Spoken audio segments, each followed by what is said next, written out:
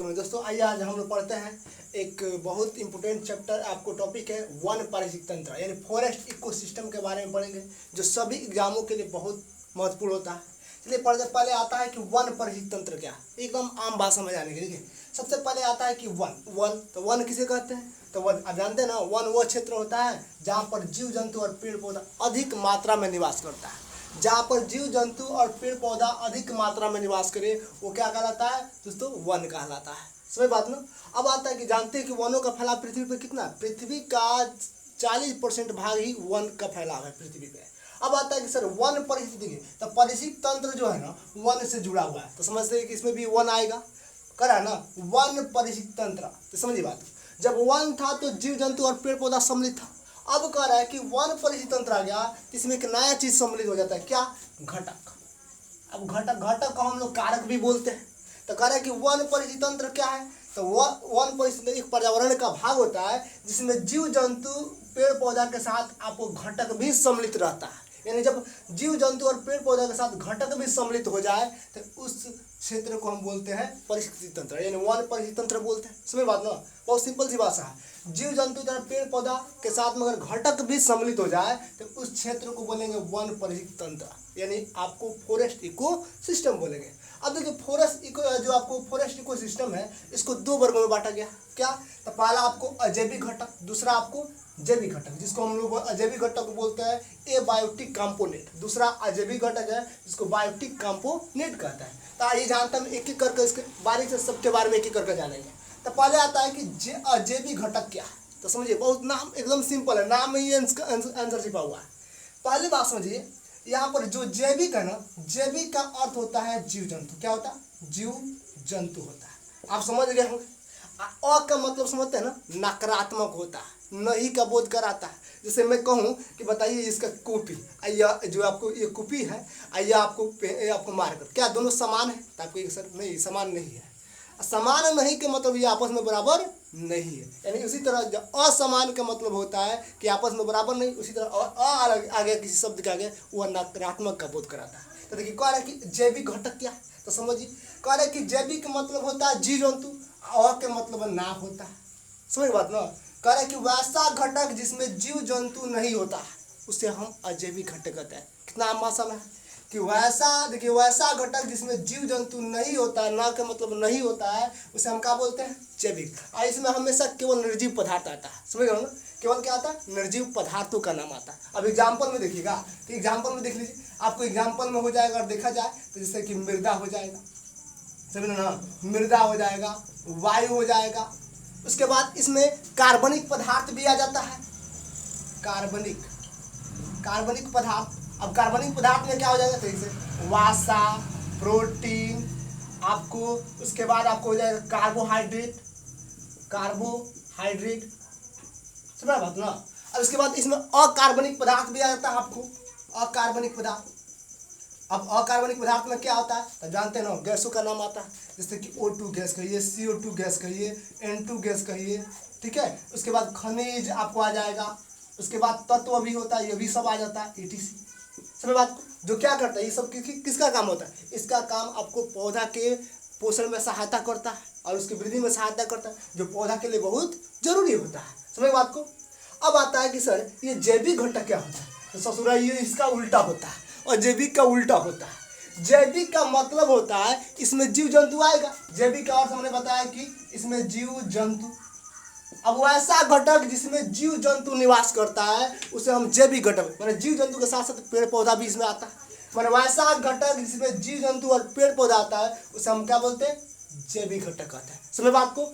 अब जैविक घटक को वन पारिस्थितिक तंत्र के अनुसार 3 भागों में बांटा गया है। देखिए जैविक घटक को वन पारिस्थितिक तंत्र के आधार पर कितना भागों में बांटा गया, 3 भागों में। कौन कौन, तो पहला आपको उत्पादक आता है जिसको हम प्रोड्यूसर बोलते हैं, दूसरा आपको उपभोक्ता आता है जिसे कंज्यूमर बोलते हैं, और तीसरा आपको अपघटनकर्ता जिसको हम लोग डिकम्पोजर बोलते हैं। ठीक है। अब एक एक करके बारीक से जानते हैं इसके बारे में। अब जानते हैं उत्पादक क्या है, तो देखिए बहुत सिंपल है।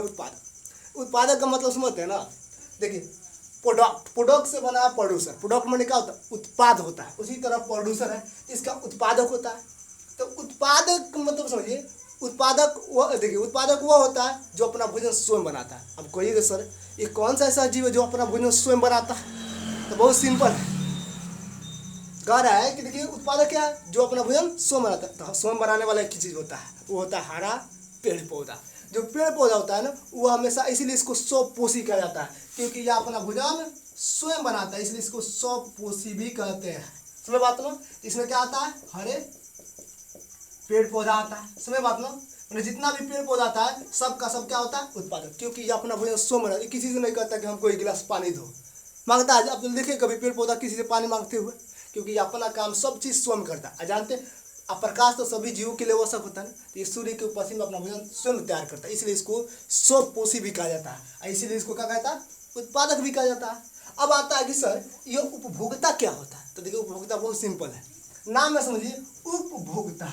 उपभोक्ता के मतलब उपभोग करने वाला है। अब उपभोग मतलब समझिए, जैसे मान लीजिए कोई मार्केट से अगर मान लीजिए 1 केजी रसगुल्ला है, हम उस रसगुल्ला को अगर खा गए ना तो हम उसका उपभोक्ता हो गए, क्योंकि उसका हम रसगुल्ला का उपभोग कर लिए, यानी ग्रहण कर लिए, खा लिए। समझे ना? उसी तरह होता है उपभोक्ता।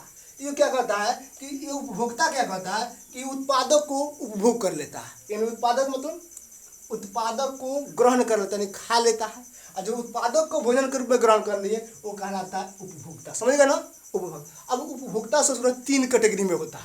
देखिए उपभोक्ता 3 कैटेगरी में होता है, कौन कौन समझिए यहाँ पर समझिए। पहले होता है प्राथमिक उपभोक्ता, जिसको हम प्राइमरी आपको कंज्यूमर बोलते हैं, ये शुद्ध शाकाहारी होता है। दूसरा होता है द्वितीय उपभोक्ता, जिसको सेकेंडरी कंज्यूमर कहते हैं, ये भी मांसाहारी होता है। तीसरा होता है तृतीय उपभोक्ता, जिसको हम टर्सरी कंज्यूमर कहते हैं, यह उच्च कोटि का मांसाहारी जंतु होता है। तो आइए हम बारी बारी से एक एक के बारे में जानते हैं। देखिए हमने बताया उपभोक्ता 3 कैटेगरी में, जो हमने लिखा दिया यहाँ पर। अब देखिए प्राथमिक उपभोक्ता क्या है, समझिए इसके बारे में। कह रहे कि प्राथमिक उपभोक्ता, देखिए तो उपभोक्ता शब्द लगा है, इसका मतलब उपभोग करने वाला होगा। अब किसको उपभोग करता है, देखिए यहाँ पर लगा है, कह रहे ये उत्पादक को उपभोग करता है। तो उपभोक्ता 3 कैटेगरी में होता है। पहले आता है प्राथमिक उपभोक्ता। तो प्राथमिक उपभोक्ता वह है जो उत्पादक को ग्रहण करता है, यानी उपभोग कर ले, यानी उत्पादक को जो ग्रहण कर लेता है, खा लेता है, उसको हम बोलते हैं प्राथमिक उपभोक्ता। इसलिए इसको शुद्ध शाकाहारी, क्योंकि जो साग सब्जी खाता है ना उसको शाकाहारी बोलते हैं। जैसे कि मान लो साधु होता है ना, शुद्ध शाकाहारी होता है। उसी तरह देखिए तो प्राथमिक उपभोक्ता को शाकाहारी जंतु कहा जाता है, क्योंकि यह हमेशा हरे पेड़ पौधा को ग्रहण करते हैं। तो इसमें अब इसमें शाकाहारी जंतु आना चाहिए ना। तो शाकाहारी जंतु में क्या आता है, जैसे मान लीजिए बकरी, उसके बाद गाय हो जाएगा, उसके बाद देखा जाए तो आपको हिरन हो जाएगा, इस etc। ठीक है, बहुत सारा जीव हो जाएगा। इसके अलावा हाथी भी लिख सकते हैं। अब आता है कि अब द्वितीय उपभोक्ता का तबका क्या में, तो समझिए प्राथमिक उपभोक्ता किसको खा लिया, उत्पादक को, यानी हरे पेड़ पौधा को। अब द्वितीय उपभोक्ता तो टुक टुक डाकता है, भाई मेरा क्या काम है, तो इसे सोच इसको भी तो भूख लगेगा। तो ये निर्भर आता है किस पे, प्राथमिक पे। कहता है कि प्राथमिक से कहता है तुम खाओ उत्पादक को, जैसे तुम्हारे में मांस बनेगा ना, तो दूसरा कहता है कि हम तुमको अब इसको उपभोग ही कर लेता है ससुरा। अब जैसे द्वितीय उपभोक्ता करता है कि प्राथमिक उपभोक्ता को उपभोग कर लेता है, यानी किसको, तो जो शाकाहारी जंतु था ना उसको कौन उपभोग कर लेता है, द्वितीय उपभोक्ता। इसलिए यह कहलाता है मांसाहारी जंतु। समझे बात को? तब इसमें कौन कौन आता है, तो इसमें आता है आपको, जैसे कि बात करते हैं तो इसमें आपको आता है भेड़िया हो जाएगा, उसके बाद कुत्ता हो जाएगा। ठीक है, उसके बाद अगर देखा जाए तो इसमें आपको लोमड़ी भी हो जाएगी, लोमड़ी। ठीक है, etc। यह सब आपको मांसाहारी जंतु है। समझ बात को? जो मांस खाता हो उसको मांसाहारी जंतु बोलते हैं, इतना ध्यान रखें। हमेशा द्वितीय उपभोक्ता किस पर निर्भर रहता है, प्राथमिक उपभोक्ता पर। इसलिए हमेशा इसके पीछे छिपा रहता है, क्या हो तुम खाओ शाकाहारी को तो हम तुमको खा जाएंगे, यानी हम तुमको मांसाहारी वाले जंतु जो बनेगा इसको ग्रहण कर लेगा। अब इसके इसी तरह इसके पीछे छिपा रहता है कौन, तृतीय उपभोक्ता। अब वो सोचता है कि ससुरा ये तो प्राथमिक को खा लिया, ये तो अभी मांसाहारी को ही खा लेता, लेकिन ससुरा ये बहुत चतुर चालाक होता है। ये ससुरा कभी प्राथमिक को भी निकल जाता है, कभी आपको द्वितीय को भी निकल लेता है। इसलिए इसको कह देते हैं सर्वहारी जंतु, यानी प्राथमिक मिलेगा तभी काम चला लेगा, आपको द्वितीय उपभोक्ता मिल जाए तभी काम यह चला लेगा। टीका अधिकतम निर्भर रहता है द्वितीय उपभोक्ता पर। जैसे द्वितीय उपभोक्ता अपना भोजन कर लेता है, यानी उपभोग कर लेता है, तो ये ससुरा ताकता है ये तृतीय उपभोक्ता। जैसे तृतीय तृतीय उपभोक्ता ताकता है तो ये क्या करता है कि ये निर्भर रहता है किस पर, द्वितीय उपभोक्ता पर। ये द्वितीय उपभोक्ता को उपभोग कर लेता है। जो द्वितीय उपभोक्ता को उपभोग कर ले वो हमेशा कहलाता है तृतीय उपभोक्ता। ये बहुत बोले ना बहुत चालाक होता है। ये प्राथमिक वाला भी मिल जाता है ना तो इसको भी निगल जाता है। निगलने का मतलब होता है ना आपको खा लेता है, तो इसलिए कहलाता है तृतीय। इसको हम लोग बोलते हैं उच्च कोटि के मांसाहारी जंतु। उच्च कोटि के क्यों बोलते हैं? उच्च कोटि के सबसे हाई लेवल का जंतु होता है, इसको कोई नहीं खाने जाता है क्योंकि देखिए इसके पास कोई है नहीं है, इसलिए इसको उच्च कोटि के। अब उच्च कोटि में कौन कौन आता है? तो इसमें एग्जाम्पल में आता है शेर, बाघ, चीता, इटिस। समझ बात ना? इसमें यह सब उच्च कोटि के मांसाहारी जंतु है। अब आता है अब इसको कौन खाएगा? तो इसको इंतजार करता अपघटनकर्ता। ये अपघटनकर्ता कहता है कि अब तो ये इसको इंतजार करते थे, अब तो जाएगा इसके पास, ये तो उच्च कोटि का जंतु है, तो इसी इंतजार करता है कि कहता है कि ससुरा तू मरेगा तो हम तुमको खाएंगे, यानी तुम मरेगा तो हम तुमको अपघटन करेंगे। अपघटन मतलब तुमको सड़ा गला देंगे। तो जैसे तृतीय उपभोक्ता का मृत्यु होती है तो ये सड़े गले पदार्थों को क्या करता है, जैसे मृत जीव होता है उसको अपघटित कर देता। अपघटन करता का मतलब अपघटित कर देना। अपघटित का मतलब होता है उसको सड़ा गला दीजिए। आम भाषा में बोलते हैं कि सड़ा गला दो। जो सड़ गल जाता है वो उसको कहते हैं अपघटन हो गया, तो इसीलिए इसका नाम पड़ा अपघटन करता, यानी हमेशा अपघटित करता है। तो ये तृतीय उपभोक्ता जो ये आपको अपघटन करता है, इंतजार करता है तृतीय कहता है तुम जैसे तुम मरता है तो अटैक कर देता है, ऊपर से अपघट करता फटाफट फटाफट चार ओर से अटैक कर देगा, इसको सड़ा गला देगा। इसके अंतर्गत ससुरा बैठा रहता है कौन? सूक्ष्म जीव बैठा रहता है। कौन बैठा रहता है? सूक्ष्म जीव। आप सूक्ष्म जीव जानते हैं कौन होता है? जो हमारे आंखों से दिखाई नहीं देता है। जैसे कि आप जानते हैं जीवाणु होता है, उसके बाद कवक होता है, ये सब सूक्ष्म जीव है।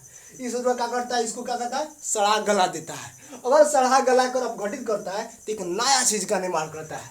क्या निर्माण करता है? सड़ा गला निर्माण करता है किसको? कार्बनिक और अकार्बनिक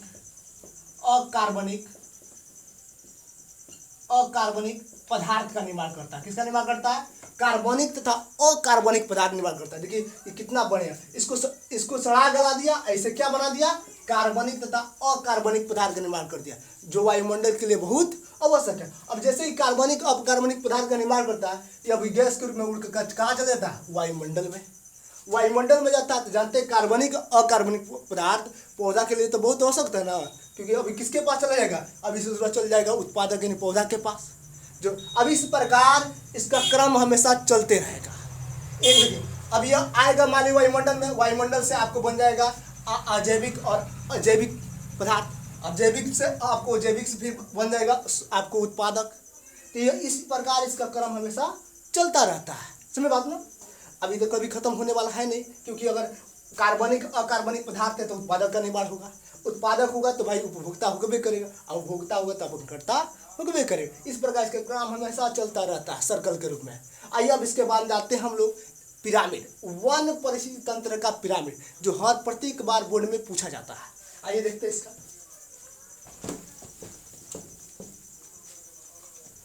देखिए पिरामिड जो होता है ना बहुत सिंपल होता है। पिरामिड क्या? पिरामिड का मतलब समझते हैं? पिरामिड हमेशा, पिरामिड का नाम आते ही आप समझ गए होंगे कि आपने पढ़ा था पिरामिड हमेशा टेंगल आकार का होता है।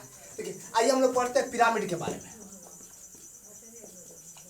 अगर पिरामिड देखिएगा ना तो बहुत सिंपल होता है। पिरामिड किसी, देखिए बात सुनिए, किसी भी परिस्थिति तंत्र को और आलेख के माध्यम से दर्शा देगा ना वो हमेशा पिरामिड कहलाता है। यानी किसी भी परिस्थिति तंत्र को आलेख का मतलब समझते हैं? अरे भाई चित्र के माध्यम से समझते हैं ना। और किसी को भी किसी भी वन परिस्थिति कोई भी परिस्थिति तंत्र हो और उसके आलेख के माध्यम से दर्शा दीजिएगा ना हमेशा कहलाएगा पिरामिड। समझ ना? जैसे मान लीजिए बात कीजिए, जैसे कि मान लीजिए कोई व्यक्ति, मान लीजिए यहाँ पर कोई राकेश बैठा है और राकेश का नाम कर दिए तब तो ये फिलहाल चलेगा, लेकिन राकेश को ले आकर तुम्हारे सामने खड़े कर दे तो ससुरा का पिरामिड हो जाएगा, क्योंकि उसका चित्र दिख रहा। तो उसी तरह है, अगर किसी भी परिस्थिति तंत्र का अगर आलेख के द्वारा नहीं चित्र का माध्यम से प्रदर्शित कीजिए वो हमेशा कहलाता है पिरामिड। अब पिरामिड आपको तीन तरह से सजाया जाता है। देखिए पिरामिड को 3 प्रकार से सजाया जाता है। सजाने का तरीका पिरामिड को 3 तरह से, देखिए कौन कौन। आपको पहला होता है जीव संख्या का पिरामिड, यानी जीवों की संख्या का आधार पर पिरामिड बनाते हैं। दूसरा जो बनता है ना वो जीव भार का पिरामिड बनता है।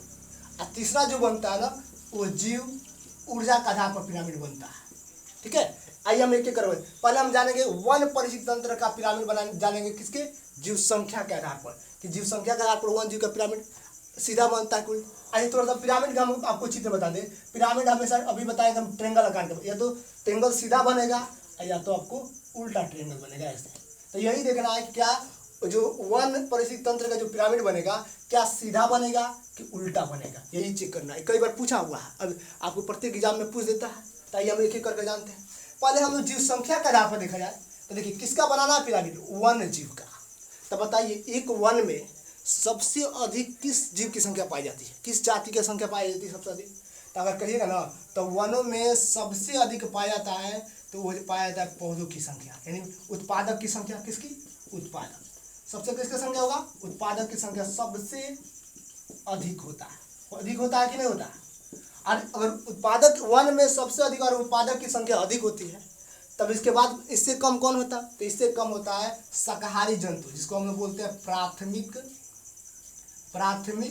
उपभोक्ता। इस बात को अब इससे कम कौन होता है, तो इससे प्राथमिक उपभोक्ता को खाने वाला जो जंतु होता है जिसको आप लोग बोलते हैं द्वितीय उपभोक्ता, जिसको मांसाहारी आप लोग बोलते हैं, कौन होता है, द्वितीय उपभोक्ता।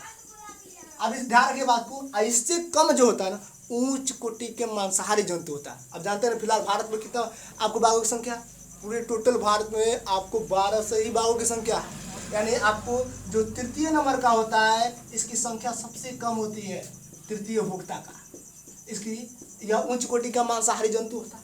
अब इसका पिरामिड बनाना है, देखिए तो पिरामिड बनाएंगे किस, या तो त्रिभुज सीधा बनेगा कि उल्टा बनेगा। देखिए जो सबसे अधिक होना ना उसको सब त्रिभुज का ट्रेंगल का बेस पर दर्शाया जाता है। अब कहोगे सर बेस, जैसे ट्रेंगल ऐसे होता है।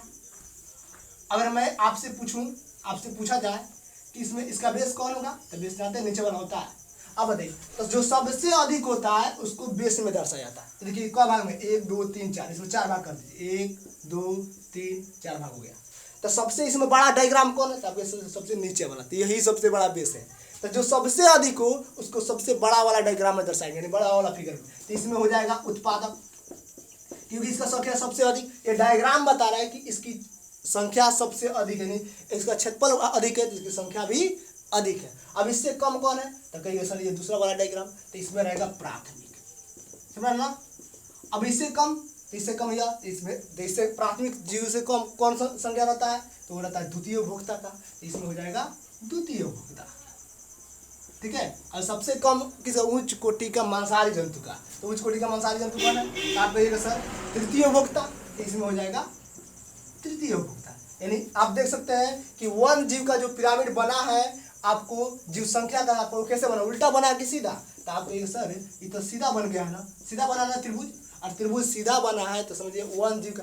ये ध्यान रखना बात को, वन जीव का पिरामिड चाहे वो जीव संख्या के आधार पर, जीव भार के आधार पर, चाहे वो हमेशा सीधा बनता है। तो ये आपको वन जीव के आधार पर आपको सीधा पिरामिड। आइए अब जानते हैं जीव भार के आधार पर।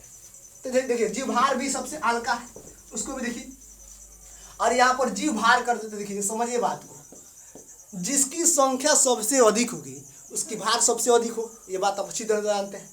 जिसकी संख्या अधिक उसकी भार सबसे अधिक। तो देखिए सबसे अधिक अगर उत्पादक है तो भार सबसे अधिक इसी का होगा, सबसे अधिक वजन इसी का होगा, समझे बात ना।